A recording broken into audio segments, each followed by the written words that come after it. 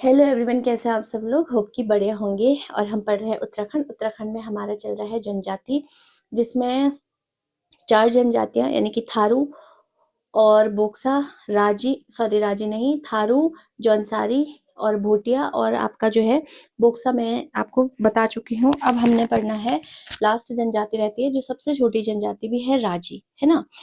तो राजी को खत्म कर लेते हैं। उसके बाद थोड़ा सा एक मिसलिनियस है जनजाति का। मिसलिनियस मतलब जैसे लोकर समिति बनी है ना, कोल्टा समिति बनी गई थी, फिर 2021 में क्या किया गया था, जो 1960 में एक कूजा एक्ट आया था, फिर 1950 में जो है उत्तर प्रदेश वन संरक्षण अधिनियम के ही तहत जो है ना, जमींदारी एवं वन संरक्षण अधिनियम के तहत ही यहाँ पर 2021 में ये सारी चीजें हैं जो मैं आपको फिर एक और वीडियो में बताऊंगी। इसके बाद एक एमसीक्यूज मैं आपको करा दूंगी। हिंदी का एक एमसीक्यूज मुझे कराना था, जितना भी अभी तक हमने पढ़ा था, लेकिन थोड़ा टाइम का शॉर्टेज है तो मैं बना नहीं पाई, लेकिन मैं जल्दी कोशिश करूंगी कि मैं एमसीक्यू बना पाऊँ, मतलब जल्दी बना पाऊँ, है ना। तो एक बात हो गई, जनजाति हमारा राजी है, जैसी जनजाति खत्म होती है इसके भी एमसीक्यूज मैं आपको डेफिनेटली करा दूंगी। एक बात हो गई। इन शख्सियत तो हम मिले हैं, इन पे मैंने शॉर्ट्स भी बनाया था। ये है वृक्ष मानव। कई बार क्वेश्चन भी पूछा जाता है कि उत्तराखंड में वृक्ष मानव किसे कहा जाता है। जैसे उत्तराखंड का गांधी इंद्रमणि बडौनी जी को कहा जाता है, वैसे उत्तराखंड का वृक्ष मानव इनको कहा जाता है। और ये पिक्चर जो है, मतलब ये फोटो या तस्वीर जो भी है, ये पता नहीं क्यों मुझे बहुत बार इतनी अच्छी लग रही है कि मैं मतलब इसे बता नहीं सकती हूँ कि पता नहीं क्यों, मुझे खुद भी नहीं आ रहा है कि क्यों, है ना। क्योंकि ऐसी पिक्चर और ऐसी तस्वीरें देखने अभी बिल्कुल दुर्लभ हो गई हैं, और शायद हम लास्ट जनरेशन है कि थोड़ी बहुत हमें जुड़े हुए हैं इन सारी चीजों से। आने वाली जनरेशन ये सब कुछ नहीं देखेगी, है ना। तो ऐसे शख्सियत को बहुत बहुत मतलब जिन्होंने अपनी पूरी जिंदगी जो है पेड़ों को लगाने, और लगभग अपनी पूरी जिंदगी में 50 लाख पेड़ ये लगा चुके थे, है ना। और पूरा वन ही आप बोल सकते हो। इन्होंने जो 50 लाख पेड़ लगाए टिहरी के सकलाना पट्टी में, उसको नाम ही दे दिया वृक्ष, है ना, वृक्ष संरक्षण नहीं, वृक्ष वंशावली, है ना, वृक्ष वंशावली वन करके नाम इन्होंने दे दिया था। और जब इनकी मृत्यु हुई अभी 2019 में, टिहरी गढ़वाल के ऋषिकेश में पूर्णानंद घाट पर ही इनको अंतिम श्रद्धांजलि दी गई थी।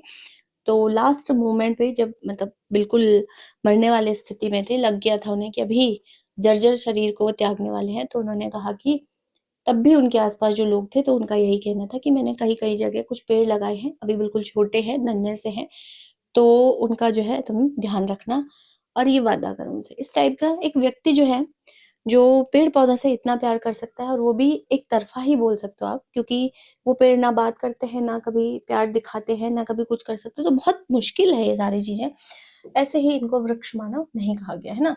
चलिए फिर आज के लिए इतना ही, और हम ले लेते हैं अपना व्हाइट बोर्ड, सीधा आ जाते हैं मुद्दे पे। हम पढ़ रहे हैं राजी जनजाति, और राजी आपको पता ही है ना, ये क्या है, 5वीं जनजाति है, और यूके की सबसे छोटी भी है ना, सबसे छोटी भी है। फटाफट से इसको देख लेते हैं, सबसे छोटी है। और दूसरा क्या है कि ये कहाँ रहती है, ये है पिथौरागढ़ में। अगर मेनली जो है ये रहती है वो पिथौरागढ़ में रहती है, और पिथौरागढ़ के भी कुछ तहसीलें हैं, है ना, पिथौरागढ़ की भी कुछ तहसील है। इसके बाद जो है तहसील है, जैसे आपका क्या हो गया, डीडी हाट हो गया, कनाली छीना हो गया, डीडी हाट हो गया, दिख रहा है आपको, डीडी हाट हो गया। मुझे कभी कभी एकदम से याद आता है कि या तो वीडियो ऑन नहीं हुई या तो माइक बंद हो गया, कुछ गड़बड़ हो रही है, बट नहीं हो रही है, ठीक है। तहसील हो गया, डीडी हाट हो गया, कनाली छीना हो गया, कनाली छीना, है ना, ये तहसीलें हैं पिथौरागढ़ की।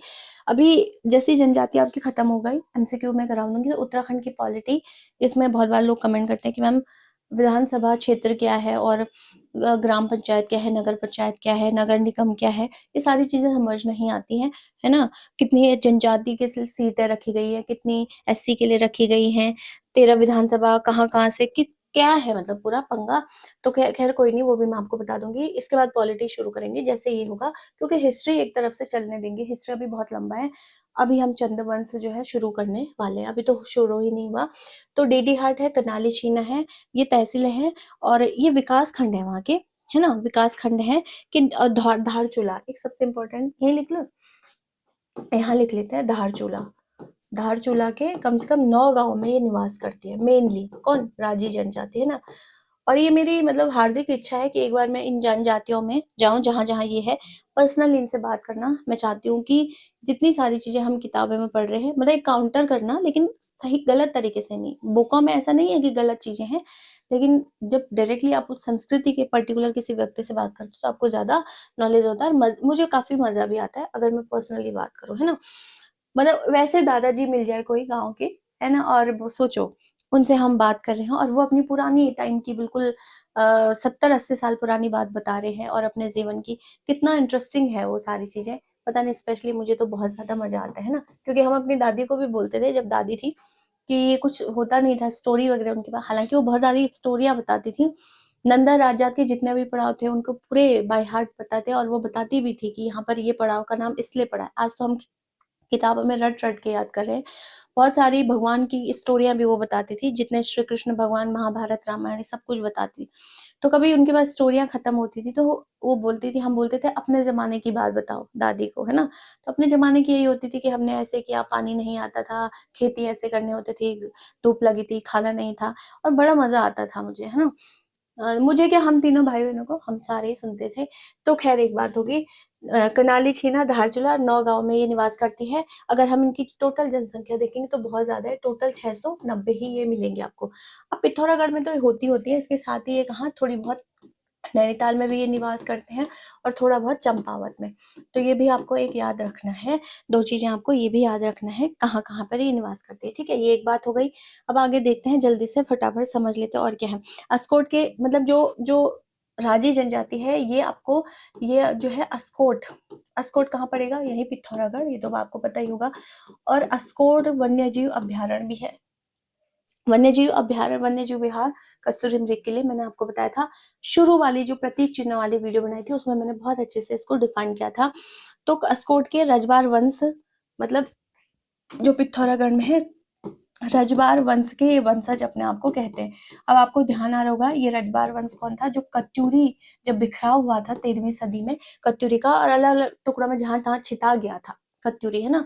जैसे आपका पाली बछाओं की एक शाखा हो गई थी, डोटी की एक शाखा हो गई थी, अस्कोट की एक शाखा हो गई थी, सीरा की एक शाखा हो गई थी। तो उन्हीं में ये कत्यूरी का, आप सीधा-सीधा ऐसे भी बोल सकते हो कि कत्यूरी वंश का ही एक टुकड़ा था, या उन्हीं के वंश में भी आप बोल सकते हो।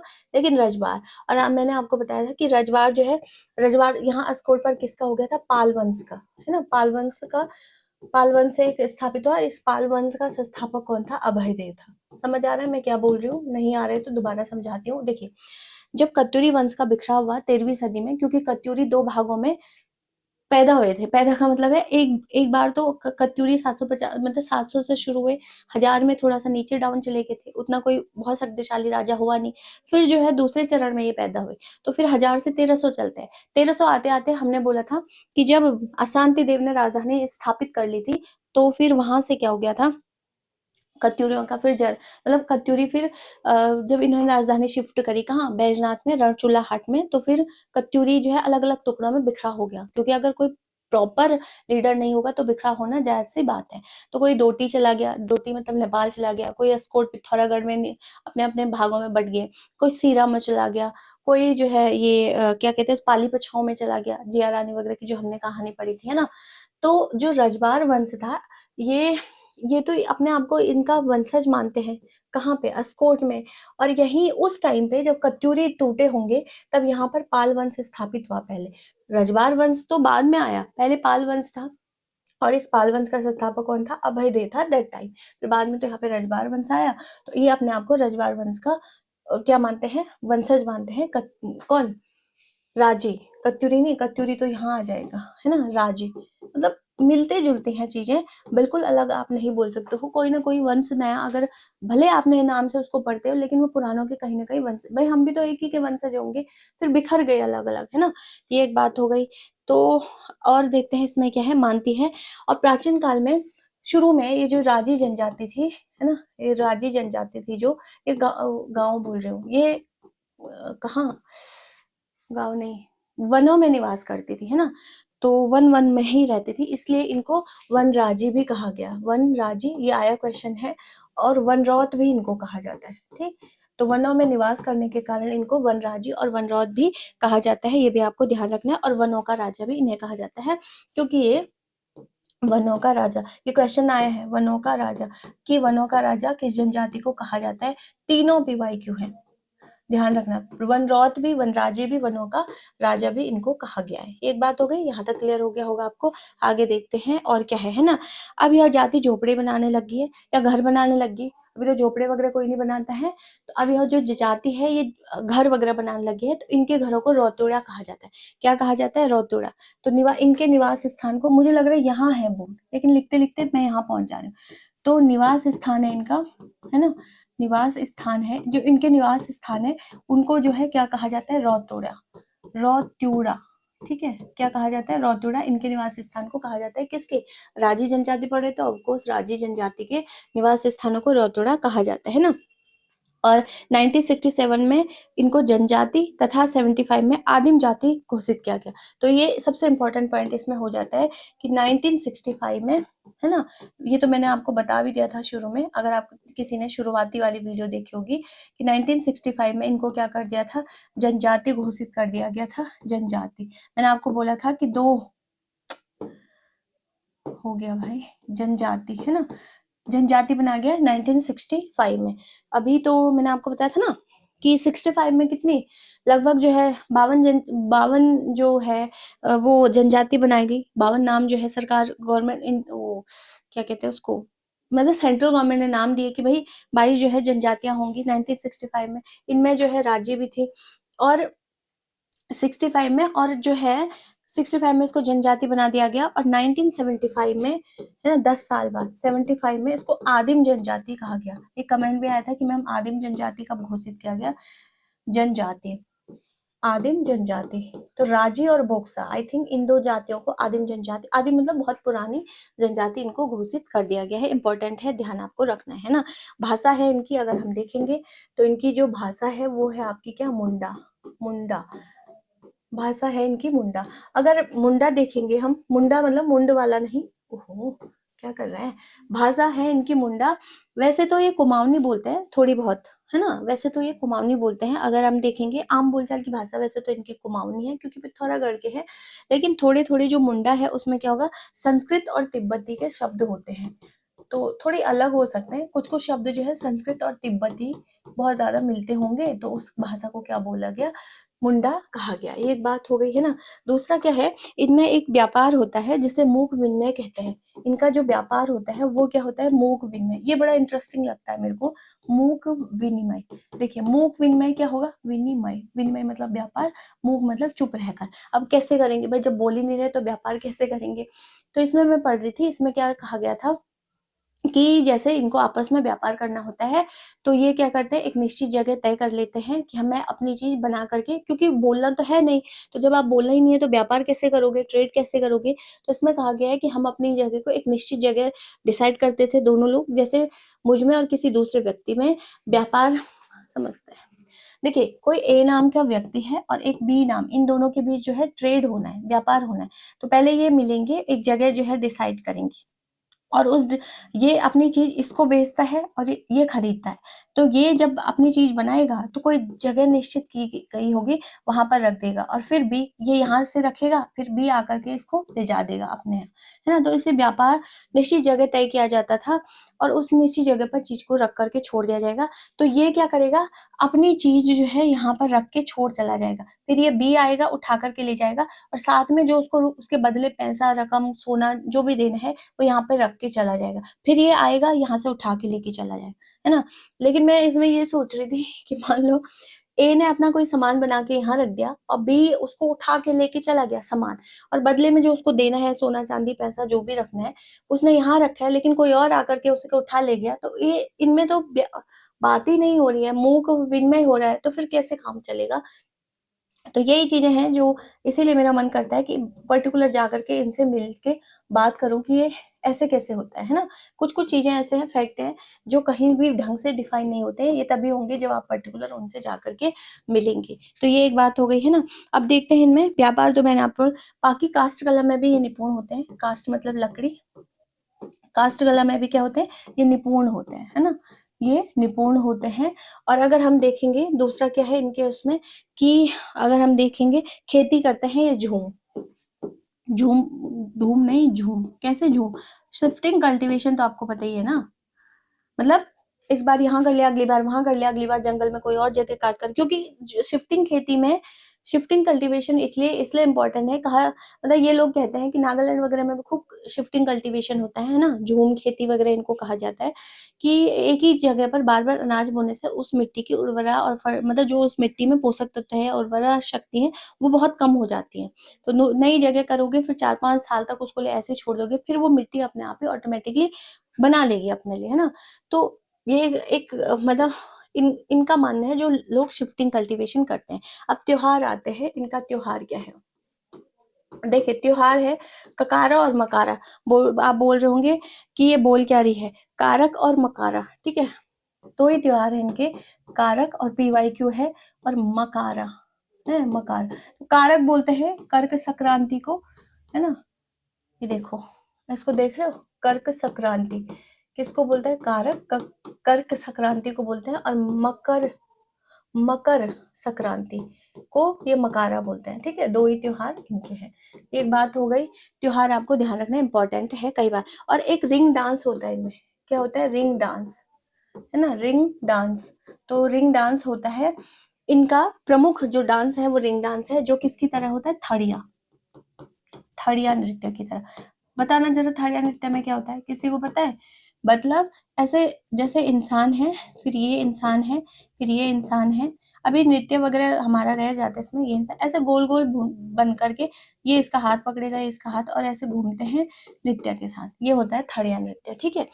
तो ये एक बात होगी, थड़िया नृत्य की तरह रिंग डांस इनका होता है, ये इनका क्या है, नृत्य है, ये भी आपको ध्यान रखना है।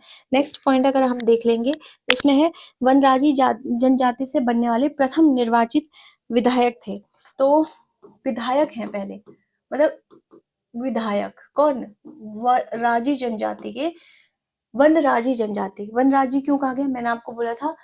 अब थोड़ा फंसाने वाला एग्जामिनर फंसा सकता है, क्योंकि वनराजी दे देगा। अब वनराजी आप बोलोगे हैं, हमने तो राजी पढ़ा था, वनराजी इसलिए क्योंकि मैंने बोला था पहले वनों में निवास करते थे, लेकिन इनको वनराजी, वनरौत और वनों का राजा भी कहा जाता है। तो पहले विधायक थे, जो प्रथम विधायक थे, मतलब राजी जनजाति के, अगर आप सीधा सा देखेंगे, है ना, तो प्रथम विधायक जो थे, प्रथम राजी जनजाति के, वो कौन थे आपके।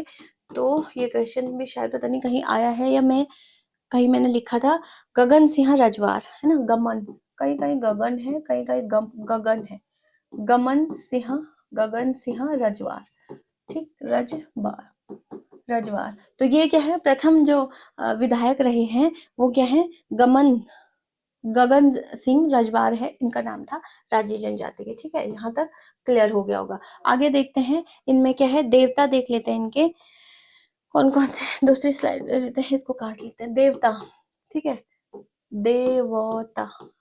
तो देवता है इनमें सबसे इंपॉर्टेंट, मतलब जो इनके प्रमुख देवता हैं वो है बागनाथ।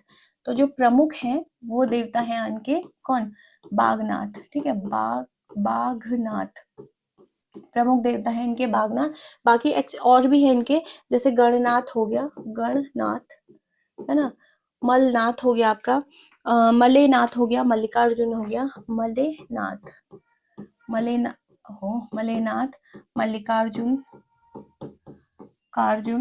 है ना, ये इनके जो है अन्य है। प्रमुख देवता कौन है, बागनाथ इनके हैं। और बाकी सेम हो गया, दुर्मुल हो गया, अगर लिखना चाहे तो लिख सकते हैं, सेम हो गया और दुर्मुल हो गया, ठीक, ये आपको क्लियर हो गया होगा। लेकिन प्रमुख कौन है, बागनाथ है, ये आपको ध्यान रखना है। चलिए आगे देखते हैं, नेक्स्ट स्लाइड ले लेते हैं, और कौन सी है, अब विवाह देख लेते हैं, इनका क्या है भाई, विवाह की स्थिति क्या है इनकी। तो देखिए विवाह में क्या, इनका विवाह, इनके यहाँ विवाह को एक समझौता कहा जाता है ना, समझौता माना जाता है। अब पता नहीं क्यों ऐसा कहा गया किताबों में, समझौता में मतलब मुझे ढंग से समझ नहीं आया। मैंने अभी बोला जो भाई बहन इस जनजाति से हैं वो थोड़ा डिफाइन कर सकते हैं।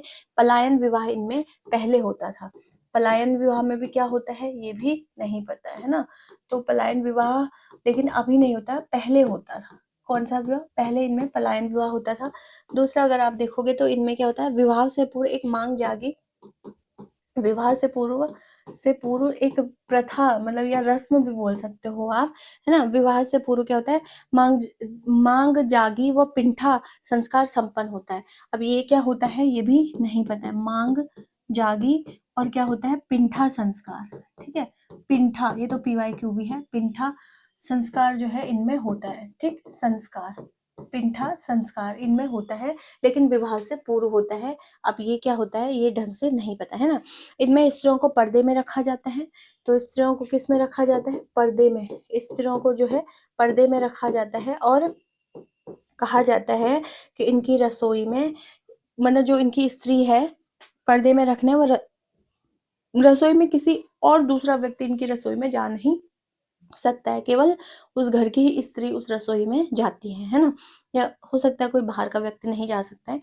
लेकिन आज क्या स्थिति है, वर्तमान स्थिति तो हमें नहीं पता, क्योंकि थोड़ा बहुत हो सकता है इन सारी चीज़ों से मैच करती होगी, है ना। मैं देख लेती हूँ कितने मिनट की वीडियो हुई। तो ये हो गई फिर आपकी 20 मिनट की हुई। मैं सोच रही हूँ कि क्या किया जाए, बताओ आप।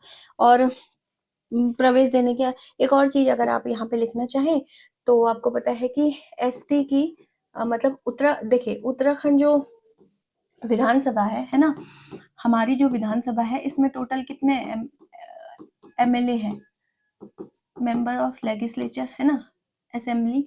तो इसमें है देखिए 70 में जो है 13 जो है वो SC सीटें हैं, और 2 जो है वो ST सीटें हैं, है ना, ST सीटें हैं। तो ये भी आपको ध्यान रखना है। 13 जो है वो क्या है, ST। तो ये 2 जो ST सीटें हैं, ST मतलब शेड्यूल ट्राइब, जो हम पढ़ ही रहे हैं, जनजाति। तो एक तो है ये चक्राता की, है ना, चक्राता PYQ है ये, ध्यान रखना। चक्राता कहाँ पड़ेगा आपका, देहरादून में। और एक है आपका उधम सिंह नगर, है ना। एक है आपका यूएसएन में, ये है आपका नानक मता। ठीक है, नानक मता। तो ये 2 सीटें जो है ये रिजर्व है। इन 70 सीटों में 2 सीटें, मतलब फिर कितनी बची, 68 सीटें। 68 में भी 13 कौन सी हैं, SC हैं, बाकी जो बची वो जनरल की हैं। तो इनको तो पॉलिटी में और अच्छे से डिफाइन करूंगी, लेकिन मैं आपको बता रही हूँ कि जो जनजातियां हम पढ़ रहे हैं, उन जनजातियों के लिए भी 2 सीटें जो है विधानसभा में रखी गई हैं। मतलब 2 MLA जो है वो ST के भी होंगे। और इस समय उत्तराखंड विधानसभा के अंदर कौन से हैं, कहाँ के हैं, ये सारी चीजें मैं आपको बताऊंगी जब हम पॉलिटी पढ़ेंगे, है ना।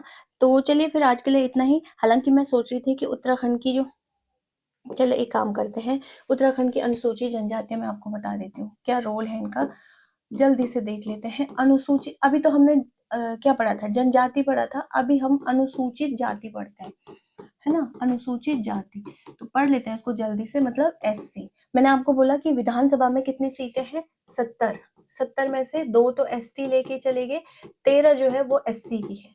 सबसे ज्यादा हरिद्वार से है, 3 सीटें जो है SC की हरिद्वार से है। वो पॉलिटी में और अच्छे से बताऊंगी कौन कहाँ से इसको समझते हैं। ठीक है, राज्य की 65 जातियों को 18 सितंबर, समझिए 65 जातियों को 18 सितंबर, 19 जातियों को 18 सितंबर, है ना, 18 सितंबर कब, 1976 में SC घोषित किया गया। 1976 में क्या किया गया, SC घोषित कर दिया। कितनी, 65 जातियों को, कब, 18 सितंबर 1976 को। अब ये 18 जो उत्तराखंड की बेसिकली इसमें बात हो रही है। अब ये 18 जातियां कौन कौन सी हैं, ये आप गूगल वगैरह कर सकते हो। उसमें 65 जातियां थोड़ी आपको पूछा जाएगा, है ना। इतना एग्जामिनर, इतना गुस्से में तो एग्जामिनर हो नहीं सकता है कि वो आपको जो है 65 जातियों में दे नहीं देगा। बट हाँ ये पूछ सकता है कि कब किए गए और कितनी की गई, तो आपको पता होनी चाहिए। गूगल वगैरह में कहीं कहीं 66 भी मिलता है, लेकिन किताबों में मोस्टली जितने भी मैंने पढ़े 7-8 किताबों में, उसमें सब में 65 जातियां हैं। और कितनी, SC की, कब, 1976 में की गई। ये एक बात हो गई। 2011 अगर आप देखोगे, क्योंकि 2001 के 11 के बाद कोई जनगणना तो हुई नहीं, क्योंकि 2021 में होनी थी, कोविड की वजह से हुई नहीं। तो 2011 की जनगणना के अनुसार जो SC की जनसंख्या है इस समय पूरे उत्तराखंड की मैं बात कर रही हूँ, वो कितनी है, 300 कितनी है, नहीं 516 है ना, 516 है। देखिए दिख रहा है, 1892 516 इस समय SC की उत्तराखंड में, यानी कि इकाई, दाई, सैकड़ा, हजार, 10,000, लाख, 10 लाख, 18,92,516, है ना, 18 लाख। तो सीधा सीधा अगर आप इसको परसेंटेज में निकालेंगे तो ये 92,000 मतलब 19,000 राउंड फिगर में। और अगर इसको राउंड फिगर में निकालेंगे तो 18 पॉइंट लगभग 8% हो रहा है, 8-9% हुई आपका हो रहा है। ठीक है, तो ये भी आपको एक ध्यान रखना है, क्योंकि 92,000 तो ये चले गया, 516 ये, तो लगभग 8 साढ़े 8% जो है ये जा रहे हैं। ये एक बात हो गई, ठीक है, यहाँ तक क्लियर हो गया। आगे देखते हैं, कुल जनसंख्या का कितना है, 18 मतलब 18.8% जो है एससी जो सर्वाधिक है, सर्वाधिक जो एससी है, मतलब शिक्षित, अगर मैं बोलूं, नहीं सॉरी, शिक्षित नहीं, सर्वाधिक एससी इस समय कौन से डिस्ट्रिक्ट में है, तो वो है हरिद्वार सबसे पहले, और फिर है आपके दूसरा यूएसएन में, उधम सिंह नगर में। सर्वाधिक, सर्वाधिक सबसे ज्यादा, ठीक, सबसे ज्यादा किस डिस्ट्रिक्ट में है, इसमें है। और सबसे कम अगर हम देखेंगे, सबसे कम है ना, तो सबसे कम कहाँ है, ये देखिए, सबसे पहले नंबर पे हरिद्वार और उधम सिंह नगर, लगभग लगभग इनमें बराबर ही हो सकता है। सबसे कम है आपका चंपावत और बागेश्वर, ठीक है, बागेश्वर सबसे कम, ये एक बात हो गई। सबसे कम भी आपको समझ आ गया। अब अगर प्रतिशत में पूछेगा कि सर्वाधिक कहाँ है, प्रतिशत, अच्छा, ये प्रतिशत में देखिए, जो सबसे ज्यादा पूछ रहा है ये तो पूरे उत्तराखंड में पूछ रहा है, ओवरऑल किस डिस्ट्रिक्ट में सबसे ज्यादा, प्रतिशत में हो सकता है कि परिवार परिवार काउंट करके देखते होंगे कि कितने हो रहे हैं, है ना, परिवार काउंट कर लिए कि किस डिस्ट्रिक्ट में कितने परिवार हैं, प्रतिशत के आधार पे, या अगर जो है परिवार नहीं तो फिर उस एरिया की जनगणना, मतलब उस एरिया की जनसंख्या के अनुसार, डिस्ट्रिक्ट की जनसंख्या के अनुसार ही क्या काउंट करते हैं, ये तो पता नहीं, तो प्रतिशत के आधार पे देख लेते हैं। सबसे ज्यादा है बागेश्वर, है ना, और पिथौरागढ़, तो ये प्रतिशत में फंसा सकता है आपको, बागेश्वर प्लस पिथौरागढ़ सबसे ज्यादा, है ना, पिथौरागढ़, बागेश्वर, और प्रतिशत सबसे ज्यादा, ज्यादा, और सबसे कम जो है, कम प्रतिशत पे, तो हम देखेंगे ये देहरादून में सबसे कम का है सॉरी, देहरादून, देहरादून, तो ये भी आपको याद रखना है। सबसे ज्यादा अगर प्रतिशत में पूछ रहा है तब बागेश्वर और पिथौरागढ़ में हो जाएगा, और अगर वैसे में पूछ रहा है तब आपका ये भी आपको ध्यान रखना है ना। और दूसरा क्या है, राज्य विधानसभा में एससी के लिए 13 सीटें हैं, मैं आपको पहले ही बता चुकी हूँ, सबसे ज्यादा हरिद्वार में है, 3 सीटें और हैं। अगर राज्य सरकार की सेवाओं में देखेंगे तो एससी के लिए कितना मतलब आरक्षण है, तो आरक्षण है इनके लिए, आरक्षण अगर हम देखेंगे कितना है राज्य सरकार की सेवाओं में, 19% आरक्षण जो है वो एससी के लिए दिया गया है ना।